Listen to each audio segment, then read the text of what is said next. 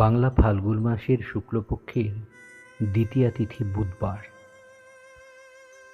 ইংরাজি 1836 খ্রিস্টাব্দে 18ই ফেব্রুয়ারি রামকৃষ্ণের জন্ম।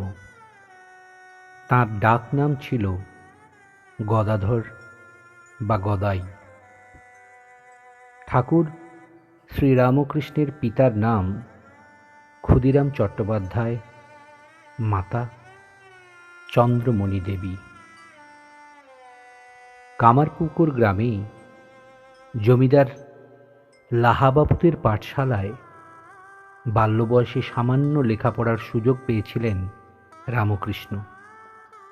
মোটামুটি লিখতে পড়তে শিখেছিলেন।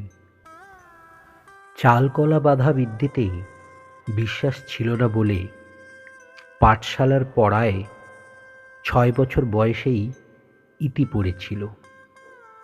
কিন্তু বাল্য বয়সেই নানান গুণের সমাবেশ তার মধ্যে পরিলক্ষিত হয়।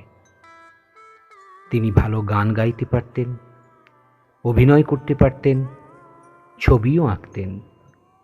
মাটি দিয়ে কুমোরদের মতো সুন্দর মূর্তি গড়তে পারতেন। লাহাবাবুদের অতিথিশালায় প্রায়ই ভ্রাম্যমাণ সাধুদের সমাবেশ হতো। তাদের কাছে ও গ্রামের পথিকদের কাছে রামায়ণ মহাভারত শুনে ধর্মজগতের অনেক গূঢ় তত্ত্ব তিনি জেনেছিলেন। পুরাণের গল্প সুন্দর করে শোনাতে পারতেন। 6 থেকে 8 বছর বয়সের মধ্যেই দুবার ভাব সমাধি হয় রামকৃষ্ণের। জগতের অন্যান্য অবতার পুরুষদের মতো তিনিও শিশুকাল থেকেই অবতার বলে পূজিত হয়েছিলেন। কামারপুকুর গ্রামে চিনু শাঁখারি নামে একজন বয়স্ক ভক্তিমান ব্যক্তি ছিলেন। তিনি একদিন গদাধরকে পুজো করে বলেছিলেন, গদাই, জগৎ যেদিন তোমাকে পূজা করবে তখন এই পৃথিবীতে আমি থাকব না।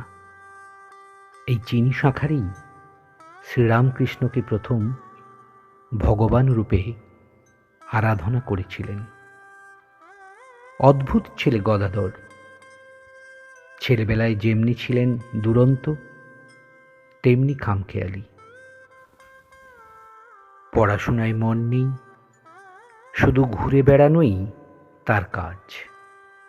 দল বেঁধে ছেলেদের সঙ্গে যাত্রা করে, কখনো সাজে শিব, কখনো কৃষ্ণ। গ্রামের মেয়ে বউদের চোখের মণি। সকল বাড়িতেই অবাধ গতি তার। কামারপুকুর থেকে 2 মাইল দূরে আনুর গ্রাম। সেখানে বিশাল এক গাছের তলায় দেবী বিশালাক্ষীর প্রসিদ্ধ থান। প্রান্তরের মধ্যে খোলা আকাশতলেই দেবীর অবস্থান। আশপাশের গ্রামের লোকেরা ভক্তিভরে বিশালাক্ষী তলায় পুজো মানত করে। একবার কামারপুকুর গ্রামের মেয়েরা দল বেঁধে চলেছে বিশালাক্ষী দেবীর পুজো দিতে। হঠাৎ কোত্থেকে ছুটে এসে গদাধর সেই দলে ঢুকে পড়ল, আর ঠাকুর দেবতার গল্প করতে করতে সকলের সঙ্গে চলতে লাগল। বিশালাক্ষী থানের কাছাকাছি যেতেই হঠাৎ গদাইয়ের গান থেমে গেল। দুচোখ বেয়ে পড়তে লাগল জলের ধারা। অবশ আড়ষ্ট হয়ে গেছে তার শরীর। প্রসন্ন নামে মেয়েটি এগিয়ে এসে তাকে ধরতেই তার কোলে অবসন্ন হয়ে ঢলে পড়ল গদাই। তার এই অবস্থা দেখে মেয়েরা ব্যাকুল হয়ে পড়ল। কি করবে বুঝতে পারে না। সকলে গদাইকে ঘিরে বসে কখনো হাওয়া করে, কখনো চোখে মুখে জলের ঝাপটা দেয়। অবশেষে তারা মা বিশালাক্ষীকে প্রার্থনা করলেন। বললেন, প্রসন্না হও মা, রক্ষা করো। মা, মুখ তুলে চাও, মা মুখ তুলে চাও। আশ্চর্য, মেয়েরা কয়েকবার ওই রকম দেবীর নাম করতে না করতেই গদাইয়ের সম্বিত ফিরে এলো। সে হাসি মুখে উঠে বসল। প্রসন্ন তখন মেয়েদের ডেকে বলল, ওরে, গদাইকে কিছু খেতে দে। কিন্তু কি খেতে দেবে গদাইকে?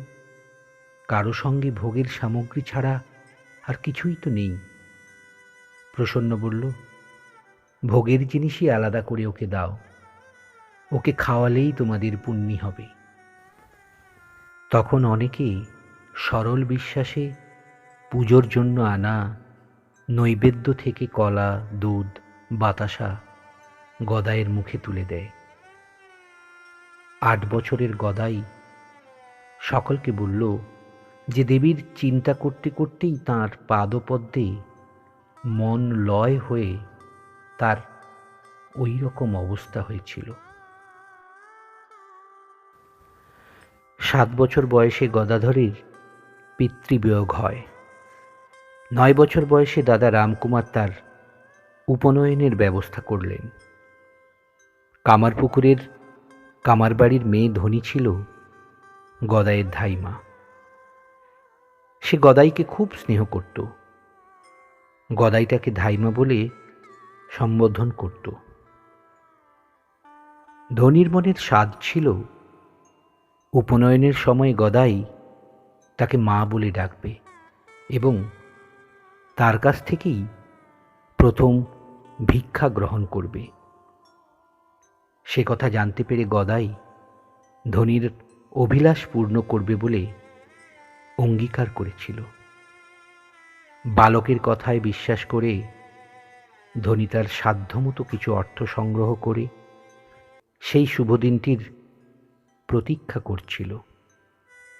এখন উপনয়নের সময় উপস্থিত হলে গদাধর তার প্রতিশ্রুতির কথা অগ্রজ রামকুমারকে জানাল। তাদের বংশে এমন অশাস্ত্রীয় অনুষ্ঠান আগে কখনো হয়নি। ফলে রামকুমার ঘোরতর আপত্তি জানালেন। গদাধর জেদ ধরে বলল, তাকে ধনী কামারিনীর কাছ থেকেই ভিক্ষে নিতে হবে, না হলে সে যে সত্যভঙ্গের অপরাধে অপরাধী হবে। গদাধর মিথ্যাবাদী ব্রাহ্মণ হতে পারবে না। শেষ পর্যন্ত গদাধরের জেদই জয়ী হল। উপনয়নকালে সন্ন্যাসী অবস্থায় গদাই ধনীকে মা বলে সম্বোধন করে হাত পেতে প্রথম ভিক্ষা গ্রহণ করলেন।